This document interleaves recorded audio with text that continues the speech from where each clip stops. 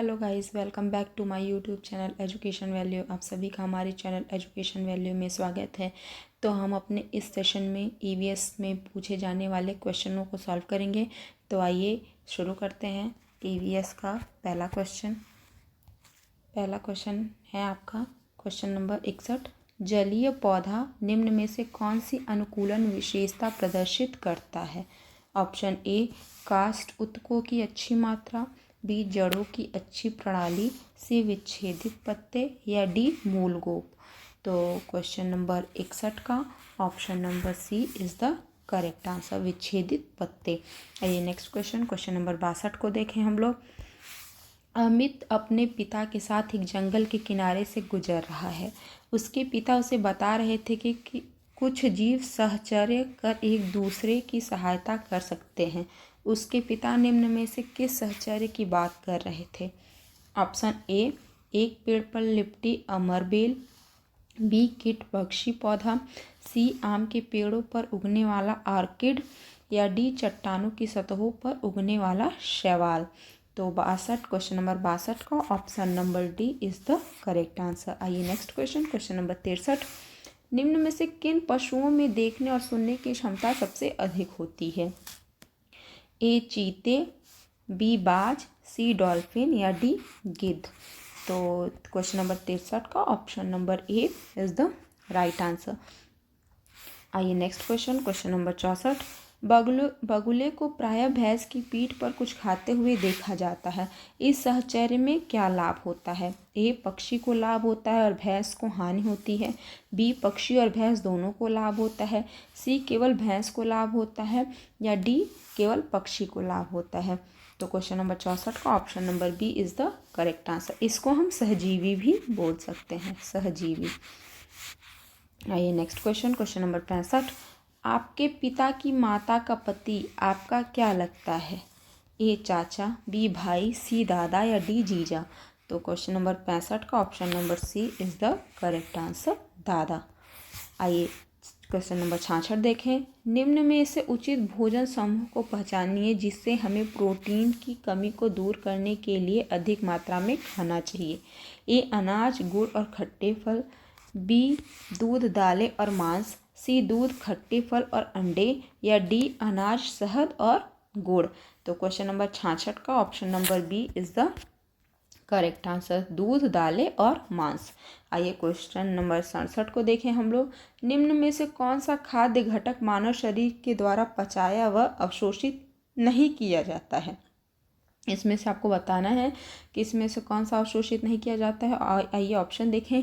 ए, वसा, B, protein, सी, sucrose, या D, cellulose. तो क्वेश्चन नंबर 67 का option number D is the correct answer, cellulose अवशोषित या पचाया नहीं जाता है। आइए नेक्स्ट क्वेश्चन 68 देखें। पृथ्वी पर कितने प्रतिशत ताज़ा जल झीलों, नदियों, नालों तथा पोखरों के रूप में है? ए, 0.36%, बी, 22.4%, सी, 72.2%, या डी, 80%। तो क्वेश्चन नंबर 68 का option number A is the correct answer. आइए नेक्स्ट क्वेश्चन नंबर 69 को हम लोग देखें। जल की अस्थायी कठोरता को किस प्रकार से दूर किया जा सकता है? तो आइए ऑप्शन देखें। ए, क्लोराइड व कैल्शियम तथा मैग्नीशियम के सल्फेट डालकर, बी, कैल्शियम और मैग्नीशियम के बाइकार्बोनेट डालकर, सी, अवसादन द्वारा, या डी, उबालकर।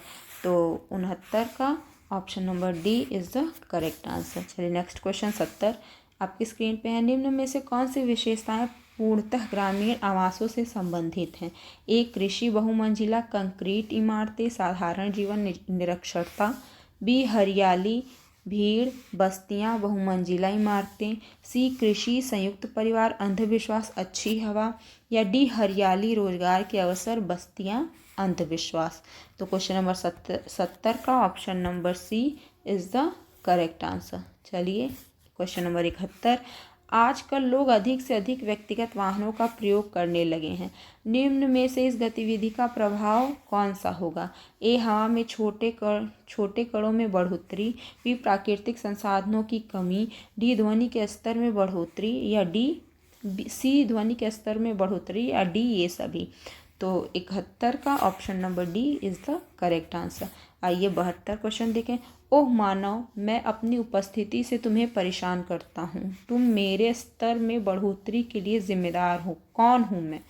ए कोयला, बी रेत, सी ध्वनि या डी पेट्रोल। तो क्वेश्चन नंबर 72 का option number C is the correct answer, ध्वनि। आइए क्वेश्चन नंबर 73 देखें। निम्नलिखित में से आविष्कारों तथा आविष्कारकों के सही जोड़ों की पहचान करें। ए जेम्स वॉट, मशीनी साइकिल, बी जोजेफ एवं जैक्स ईटियन, मोल्ड गोल्डफायर, गर्म हवा का गुब्बारा, सी गैरेट ऑगस्टस मॉर्गन, यातायात संकेत, या बिल्बर राइट और ऑरविल राइट, हवाई जहाज। तो क्वेश्चन नंबर 73 का option number A is the correct answer. चलिए क्वेश्चन नंबर 74, तारीख उल हिंद कोष्टक में भारत का इतिहास के लेखक कौन है? ए अल्बरूनी, बी इब्न तूता, सी थॉमस जेफसर्ज या डी एंथनी निवेट। तो क्वेश्चन नंबर 74 का option number A is the correct answer. आइए क्वेश्चन नंबर 75, भारत की प्रथम रेल कब चली? वर्ष 1912, वर्ष 1911, वर्ष 1860 या वर्ष 1853। तो क्वेश्चन नंबर 75 का option number D is the correct answer, वर्ष 1853 में। चलिए नेक्स्ट क्वेश्चन, क्वेश्चन नंबर 76, तीसरी कक्षा के बच्चों को विभिन्न प्रकार की चोंच नामक विषय को पढ़ाते समय निम्न में से कौन सा तरीका इस विषय को पढ़ाने के लिए उचित नहीं है? इसमें से बताना है कौन सा उचित नहीं है। ए विद्यार्थियों को नज़दीकी पार्क में ले जाना, बी 3D तस्वीरें दिखाकर अवधारणा को समझाना, सी विशिष्ट उदाहरणों द्वारा मौखिक रूप से अवधारणा की व्याख्या करना, या डी विभिन्न पक्षियों के संरक्षित सिरों को देखने के लिए संग्रहालय में ले जाना। तो क्वेश्चन नंबर 76 का option number C is the correct answer. चलिए आइए देखते हैं क्वेश्चन नंबर 77, NCF के अनुसार EVS को एक संयुक्त विषय के रूप में पढ़ाने का अर्थ है।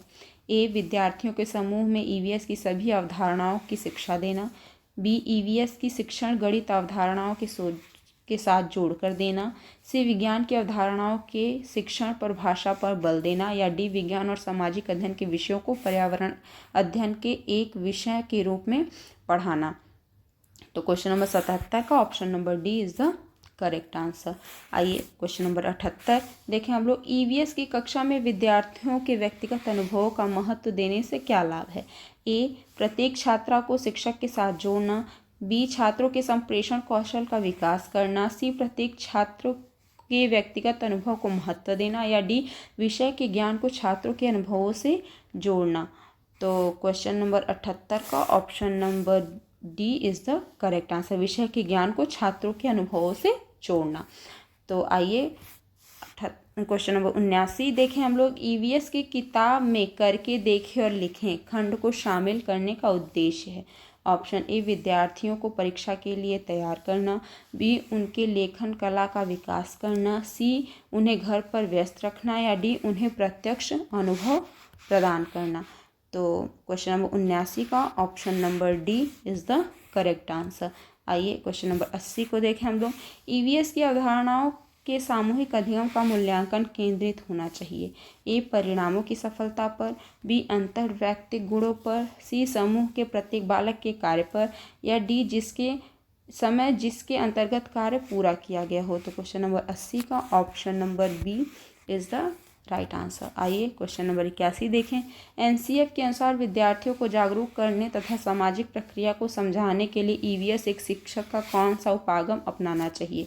ए अंतर्राष्ट्रीय से राष्ट्रीय, बी राष्ट्रीय से अंतर्राष्ट्रीय, सी घरेलू से स्कूली, या स्कूली से घरेलू। तो क्वेश्चन नंबर 81 का option number B is the right answer. आइए क्वेश्चन नंबर 82 देखें। निम्न में से कौन सी भूमिकाएं यह सह पाठ्यक्रम गतिविधियों से मेल नहीं खाती हैं? आपको इसमें से बताना है कि चारों ऑप्शन में से कौन सा मेल नहीं खाता है। ए सामाजिक, नागरिक और सांस्कृतिक मूल्यों का विकास करना, बी पाठ्यक्रम से अतिरिक्त ज्ञान प्रदान करना, सी सहज ज्ञान के विकास के लिए एजेंट की भूमिका निभाना, या डी व्यक्तिगत विभिन्नताओं की पहचान करना। तो क्वेश्चन नंबर 82 का option number B is the correct answer. चलिए क्वेश्चन नंबर 83 देखें। आकलन की निम्न विधियों में कौन सी विधि प्राथमिक स्तर पर योगात्मक या संकलनात्मक मूल्यांकन के लिए उपयुक्त नहीं है? फिर इसमें बताना है कि इसमें से कौन सा उपयुक्त नहीं है। आइए ऑप्शन देखिए। ए चर्चा करना, बी कोर कागज पेंसिल परीक्षा, सी मौखिक अभिव्यक्ति और कविताओं की रचना करना, या डी चित्र बनाना तथा चित्रों को पढ़ाना। तो क्वेश्चन नंबर 83 का option number B is the correct answer. आइए क्वेश्चन नंबर 84। प्राथमिक स्तर पर ईवीएस के लिए शिक्षण उद्देश्यों के अंतर्गत एक बालक में कौन से गुण विकसित होते हैं? ए जिज्ञासा एवं सृजनात्मकता, बी चाहना और इच्छा करना, सी विभेदन करना, या डी स्मरण करना। तो क्वेश्चन नंबर 84 का option number A is the correct answer. आइए क्वेश्चन नंबर 85 को देखें हम लोग। निम्न में से कौन सी गतिविधियां सह पाठ्यक्रम गतिविधियों में शामिल नहीं हैं? इसमें से बताना है आपको कि कौन सा इसमें से शामिल नहीं है। ए भ्रमण एवं पिकनिक, बी खेल, सी सामुदायिक सेवाएं, या डी एथलेटिक प्रतियोगिताएं। तो क्वेश्चन नंबर 85 का option number D is the correct answer. आइए क्वेश्चन नंबर 86 देखें हम लोग। ईवीएस की अवधारणाओं को समझने का आधारभूत तरीका है? ए गहराई से अवलोकन करना और अनुभव करना, बी अमूर्त सूचना को समझना, सी तथ्यों और नियमों को याद करना, या डी अभ्यास को दोहराना। तो क्वेश्चन नंबर 86 का option number A is the correct answer. अमूर्त सूचना को समझना या तथ्यों या नियमों, जहाँ याद करने की बात आ जाए या दोहराने की, तो आप ये जान लीजिएगा कि यह आंसर नहीं होगा। आइए क्वेश्चन नंबर 87 देखें हम लोग। निम्न में से कौन सी स्थिति शिक्षण अधिगम वातावरण का एक कारक नहीं है? इसमें से फिर आपको बताना है कि इसमें से निगेटिव आंसर कौन सा है। आइए देखें क्वेश्चन नंबर 87 का ऑप्शन देखें हम लोग। ए बच्चों द्वारा शिक्षक की सहायता एवं स्वयं अभ्यास करके सिखाना सही है। बी कार्य को पूरा करने में बच्चों द्वारा एक दूसरे की सहायता करना, यह भी आपका सही है। सी बच्चों द्वारा कम गलतियां करना, ये ऑप्शन डी बच्चों द्वारा अधिक प्रश्न पूछना, यह भी आपका सही है। तो बचा क्या आपका सी यही आपका गलत है। तो क्वेश्चन नंबर 87 का option number C is the correct answer. बच्चों द्वारा कम गलतियां करना यह एक अधिगम वातावरण का कारक नहीं है। चलिए क्वेश्चन नंबर 88 देखें। निम्न में से कौन सा प्राथमिक स्तर पर ईवीएस शिक्षण का एक उद्देश्य है? ए मानव की त्वचा के रंग, उनके कद में विभिन्नता कारणों के बारे में छात्रों को ज्ञान प्रदान करना, बी छात्रों को पर्यावरण से संबंधित धार्मिक विचारों को सिखाना, सी उनका परिचय तकनीकों से भरे संसार से कराना, या डी छात्रों को लिंग आधारित मुद्दों के बारे में शिक्षा देना। तो क्वेश्चन नंबर 88 का option number D is the right answer. आइए क्वेश्चन नंबर 89 देखें हम लोग। एक कक्षा में शिक्षक को अपने छात्रों को पर्यावरण सुरक्षा के ऊपर कुछ सुझाव देना चाहता है। पर्यावरण को प्रदूषित होने के बचाने के लिए इनमें से सबसे बेहतर उपाय कौन सा है? ए बार बार यात्रा करने से बचें, बी कारों में शीशा रहित पेट्रोल का प्रयोग करना, सी स्कूटरों और कारों की अपेक्षा साइकिल रखना, या डी यात्रा करने के लिए सार्वजनिक परिवहन का प्रयोग करना। तो क्वेश्चन नंबर 89 का option number D is the correct answer. आइए हम अपने नेक्स्ट और लास्ट क्वेश्चन नंबर 90 को देखें। निम्न में से कौन सा कथन ईवीएस के एक अच्छे पाठ्यक्रम से मेल खाता है? ए यह सभी आधारभूत अवधारणाओं को सीखने पर बल देता है, बी इसमें पाठ के दौरान दिए जाने वाले प्रश्नों की अपेक्षा पाठ के अंत में अधिक प्रश्न शामिल किए जाते हैं, सी यह छात्रों को उनके प्राकृतिक वातावरण से जोड़ने में सहायता करता है, या डी यह प्रकृति की विभिन्न प्रक्रियाओं के लिए संसार में प्रयोग किए जाने वाले अधिक से अधिक शब्दों को शामिल करता है। तो क्वेश्चन नंबर 90 का option number C is the correct answer. छात्रों को उनके प्राकृतिक वातावरण से जोड़ने में सहायता करता है।